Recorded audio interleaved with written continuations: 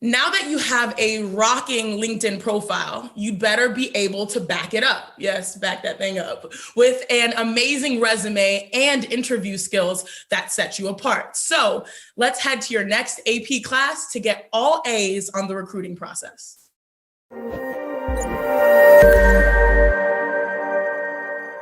Hello and welcome to our session on resume and interview best practices. My name is Melissa Brescia and I am part of the One SAP Learning organization. My focus is around our career development content. So looking at how we can ensure all of our colleagues here have successful careers.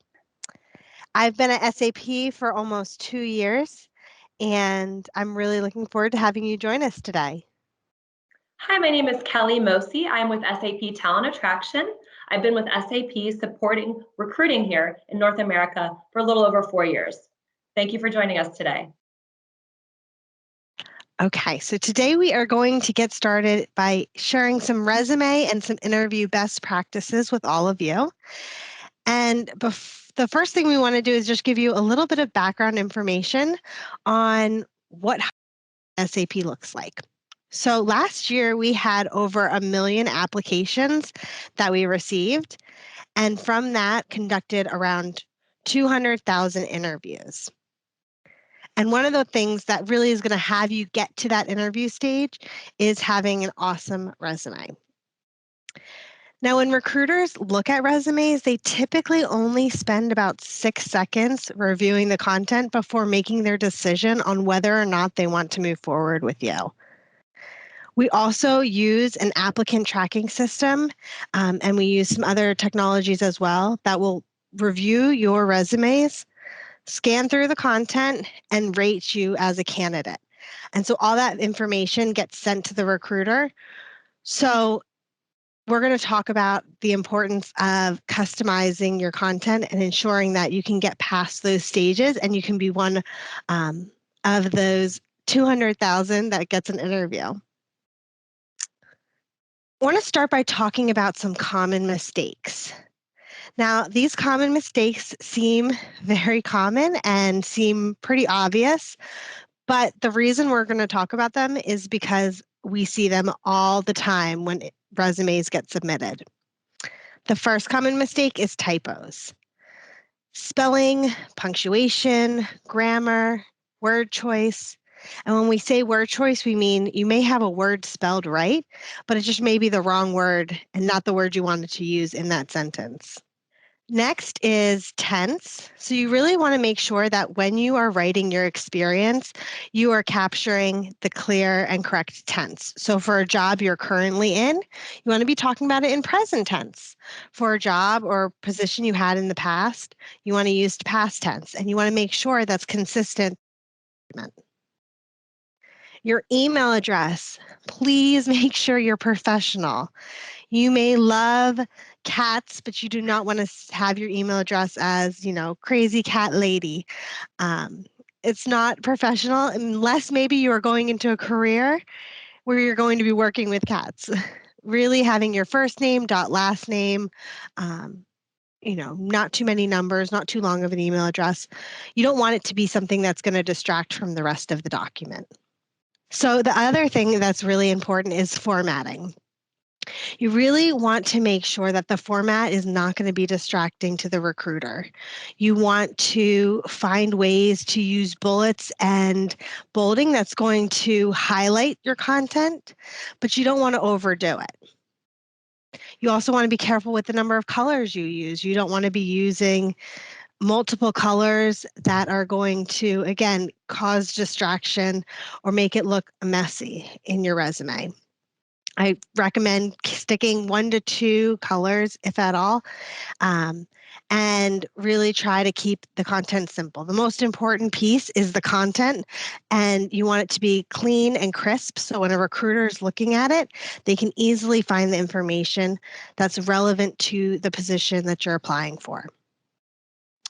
And then lastly, accuracy. This is your way of presenting yourself to the company you're applying for, and you want to make sure you're not lying about any information. If you're worried about content or you're worried about maybe a gap in your in your employment history, that's something that can always be addressed in a letter, in the cover letter, or in your professional summary area, or something you can talk about in your interview. But you don't want to try to hide things or try to lie about what your past history is. It's super important to watch what type of language you're using when it comes to your resume. One other major mistake is using language that's dull or mundane or redundant, using the same types of words over and over again.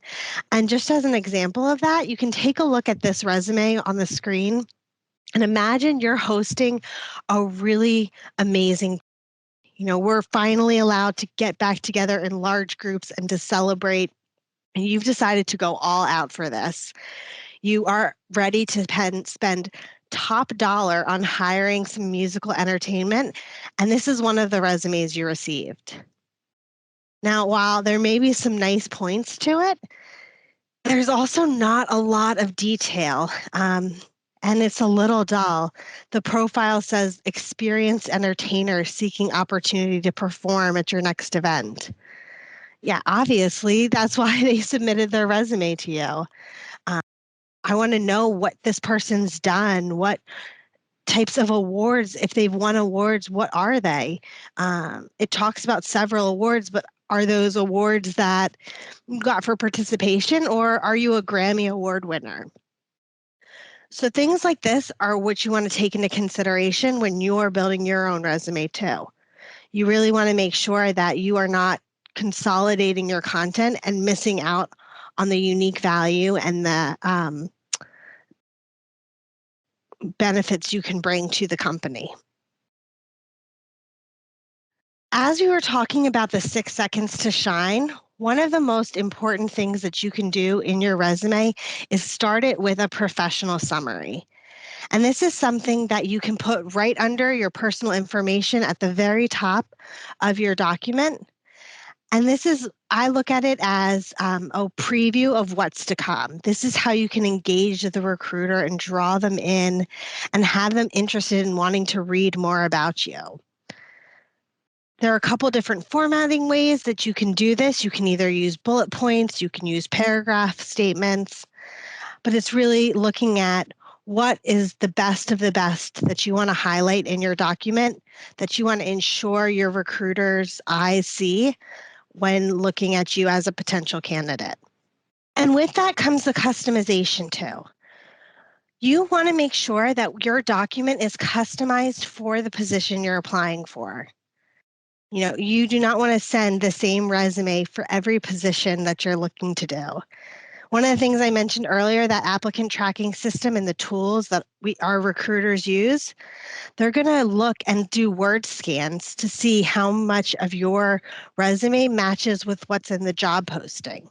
So you want to make sure you're using similar language.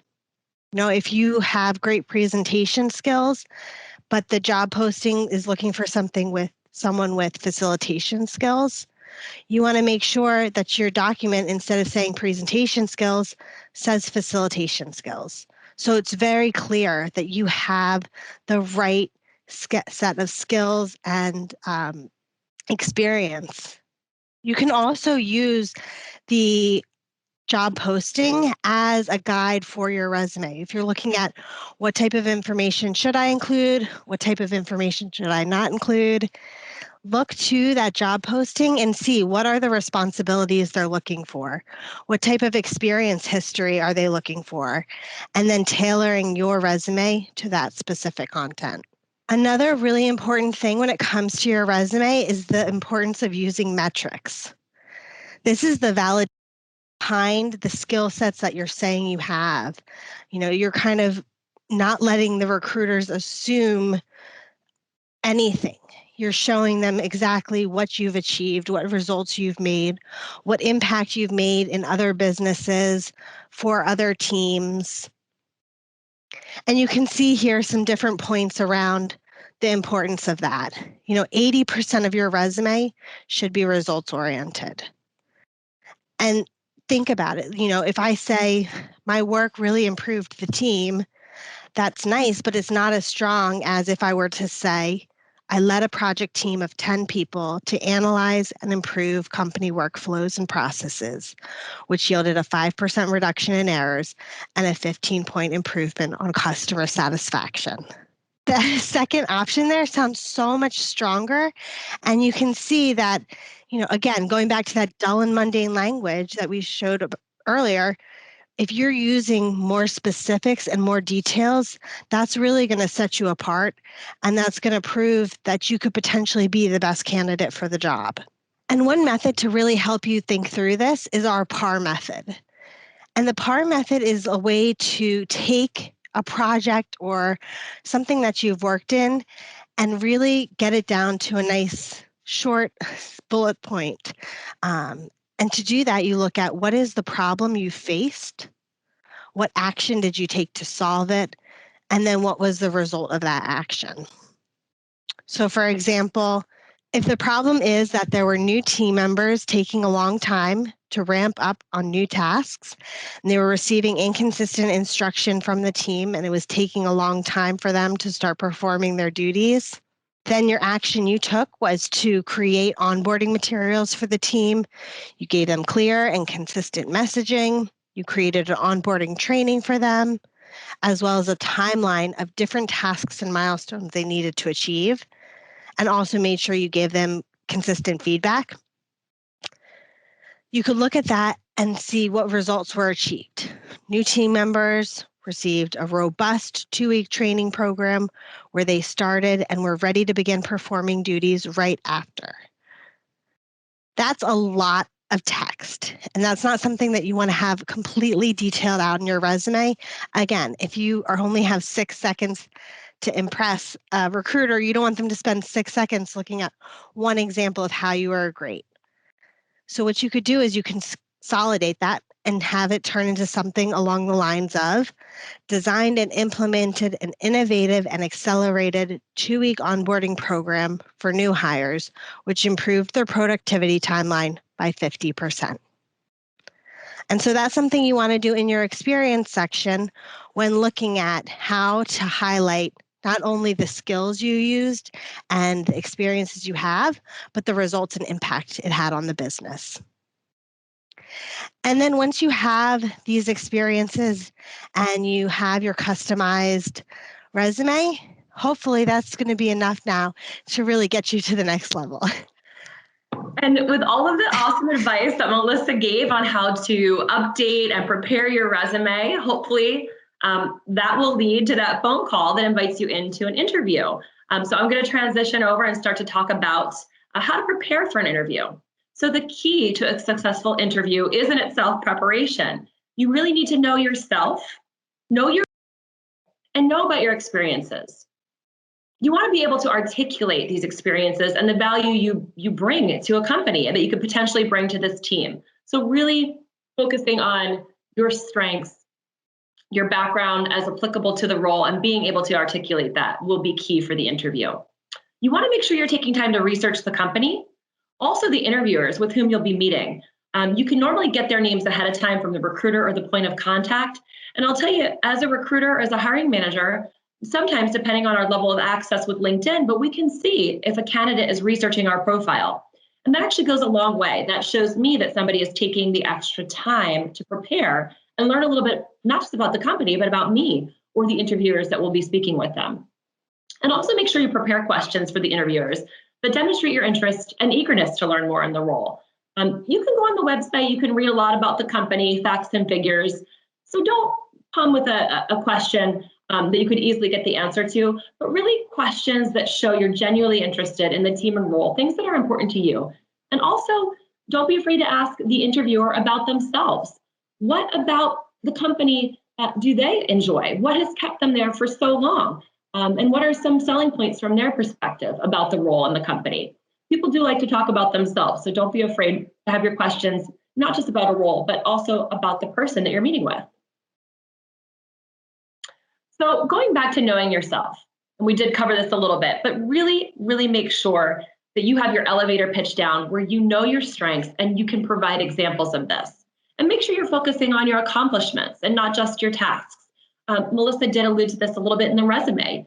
You have all these great things you've done, but tee that up in a way where you can sell yourself, an elevator pitch. Be able to clearly articulate the value of your work and who you are. Your resume is your first impression. Your interview is the chance to shine. So in addition to preparing as far as learning and researching the company, a few other tips we have. Make sure that you confirm with the recruiter or the point of contact what type of interview this will be and how much time you need to set aside. This day and age, most interviews are going to be video-based, but not all. So make sure that you have that worked out ahead of time so you can be prepared. If it is going to be a phone interview or you're given a link to log on over your computer, test that out ahead of time. Chances are you'll receive the login information a day or two at least in advance of your interview. So test it out with a family member or a friend. Just make sure the audio and the visual, if applicable, are working for you. Also make sure that if it is a video interview, your background and the room that you're in is free and clear of distractions. So no offensive or distracting posters or anything behind you. If you can, try to have a nice, clean background. Make sure anybody that's in your home is aware during the time you'll be interviewing, so there's no unexpected interruptions. It does happen, but if there's anything you can do to prevent that, certainly helpful. And also dress for the role that you want. I know, especially if it's a phone interview or even video where you're only seeing, really the face up, you might not think it's important, but I feel there's such a power in feeling and looking for the part that you want. So it's important to do that too. Take some time for self-grooming, self-care, and be prepared to look and feel and sound your best. So I'm going to talk about a few different types of interviews. This is not all encompassing. There are certainly lots of different types, but one that seems to be a lot more common these days is the conversational and soft skills. Managers and recruiters alike want to see if you're going to be a fit for their team and organization. The skills, the experience, those are certainly important, but are you going to get along well with me, my team? Do we have the same values, the same goals, essentially? So there's not really a formal structure for this. It's more of a conversation and get to know you. It's open-ended small talk, and just to see if you can build a rapport. You've had conversations where when you hang up, you either know that went well or that just didn't feel right. And that's kind of what this type of interview is for. So be honest, be yourself, be professional, be positive, and make sure you take time to listen too. The interviewer is going to have questions. They're going to make comments. Take time to take that in, reflect. Also take some notes, because those will be good to look back on if you have questions or when you're crafting a thank you email at the end of the interview. Another type of common interview is behavioral based. The whole premise of a behavioral based interview is really to get an understanding of how somebody handled a particular situation or experience in the past. The whole being that how somebody handles something in their past will be a pretty good predictor of how it'll happen in the future. Most times, behavioral-based interview questions start with, tell me about a time when. So that's a good way to kind of know that's what's coming. They'll focus on things such as maybe a teamwork situation or a conflict you might have been part of, or if you had competing deadlines, really to get an understanding of how you in that particular situation handled that role. So the way you can kind of prepare and format your answer is by utilizing the STAR method in your head. So you're going to come up with a specific situation. So you're going to set the scene. You're going to talk about the task at hand and what was asked of you. You're going to talk about the action you took and what you did to achieve that task, and then the end result. So that's the STAR way of breaking down your response to a behavioral-based question. Another type of interview is a technical and skills-based. Sometimes those are the first interviews, sometimes they come later in the interview process. So make sure that you're studying the job description and the requirements, and that you're prepared to respond and to reflect your related experience and knowledge as related to those requirements. Sometimes things come up that we might not have done and you might not have experience with, but be honest about that. That'll come out eventually if you're misleading or dishonest. But if you show an eagerness and a willingness to learn, and that you're aware that you might not have XYZ skill, that goes a long way to the interviewer. So once you get through the interview or interviews, we're going to talk a little bit about closing and then post-interview actions you should take. So make sure at the end of the interview, whether it's phone or video, you are thanking the interviewers for their time and making sure you reiterate your interest in the role and also have an understanding of the next steps. After today's interview, will there be another interview? Will I be hearing from you? Will I be hearing from the recruiter? So it's good to have that clarity so you're not left wondering. Once the interview is complete, send a thank you email. We recommend this happens within 24 hours. It is truly something that interviewers, hiring managers do look at. I've had a hiring manager before who actually let me know who responded first with a thank you and how long some of the candidates waited. That actually stood out in this hiring manager's mind as reflective of their interest and their motivation in the role. And that was weighed in their ultimate decision. So use the email as an opportunity to highlight and revisit the value you can bring to the team. I know I mentioned earlier, you can be taking notes during your interviews, which is a great way to reflect back on some key things that you might want to bring to the surface again that show that you're the best fit for this role. And keep that email, the thank you email, keep it meaningful, but also keep it short. So going back to the process and when you'll receive feedback, if you haven't heard anything in the expected time frame, which does happen, try to remain positive and don't hesitate to send a professional follow-up to the recruiter. You don't want to send several that come across as desperate or harassing in nature, but certainly it's okay. If you haven't heard anything, maybe a few days or a week goes by, longer than you expected to hear, drop a note to the recruiter or the point of contact and just say, hey, I'm still very interested in the role and I'm just looking to hear if there's any updates to my status or next steps. Something simple, professional, that shows you're still positive about the process and also interested. And depending what happens, you may or may not get the role you interview for, but make sure that you're treating every interview as a learning opportunity and also a networking opportunity. You're going to meet people along the way through your interviews. So don't hesitate to keep them in your network, send a LinkedIn request, and treat every single person throughout that process the same way you would as the hiring manager. Be respectful, be thankful of their time and their interest in you as a candidate. So that is it for our slides. And I think in closing, Melissa and I want to thank you all for your time, for joining us today. And a couple of key takeaways, again, is just know yourself, be prepared, stay positive and professional, and we wish you the best of luck in your job search. Feel free to reach out to us on LinkedIn if you have any additional questions, and we wish you the best of luck.